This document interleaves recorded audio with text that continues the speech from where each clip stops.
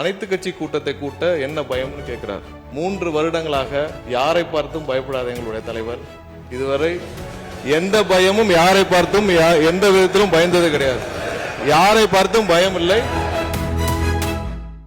மாண்புமிகு பேரவைத் தலைவர் அவர்களே, மாண்புமிகு எதிர்க்கட்சி தலைவர் மற்றும் மற்ற உறுப்பினர்கள் அனைவரும் பேசும் பொழுது அனைத்து கட்சி கூட்டத்தை கூட்ட வேண்டும் என்று கேட்டுக்கொண்டார்.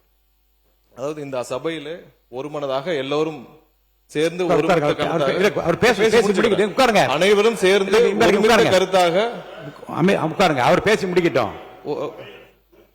இல்ல, நான் பேசி முடிச்சுக்கிறேன். உட்காருங்க. மாண்புமிகு பேரவைத் தலைவர் அவர்களே, உட்காருங்க. இல்ல, முடிச்சுக்கிறேன். உட்காருங்க. மாண்புமிகு பேரவைத் தலைவர் அவர்களே, உட்காருங்க.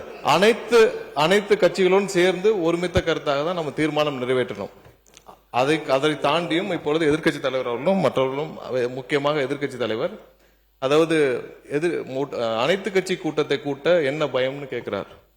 3 வருடங்களாக யாரை பார்த்தும் பயப்படாத எங்களுடைய தலைவர் இதுவரை எந்த பயமும் யாரை பார்த்தும் எந்த விதத்திலும் பயந்தது கிடையாது. 3 வருடமா நீங்களும் அதான் பார்த்துட்டு இருக்கீங்க.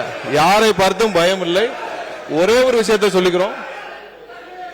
நாளை, அதாவது எங்களுடைய முதலமைச்சர் சார்பாக நாளை டீலிமிட்டேஷன், அதாவது முக்கியமான பிரச்சனை, இருங்க பேசிக்கிறேன், முக்கியமான பிரச்சனை டீலிமிட்டேஷன் சார்பாக அனைத்து எம்பிக்கள் கூட்டத்தை முதலமைச்சர் கூட்டியிருக்கிறார். அனைத்து எம்பிக்கள் பிரச்சனை குறித்து நாளை டீலிமிட்டேஷன் சார்பாக, தமிழக உரிமைக்காக முக்கியமான பிரச்சனை சார்பாக நாளை முதலமைச்சர் அனைத்து எம்பிக்கள் கூட்டத்தை கூட்டியிருக்கிறார். அதற்கு திமுக எம்பிக்கள் கலந்து கொள்வார்கள் என்பதை எதிர்க்கட்சியை தெரிவிக்குமாறு கேட்டுக்கொள்கிறேன்.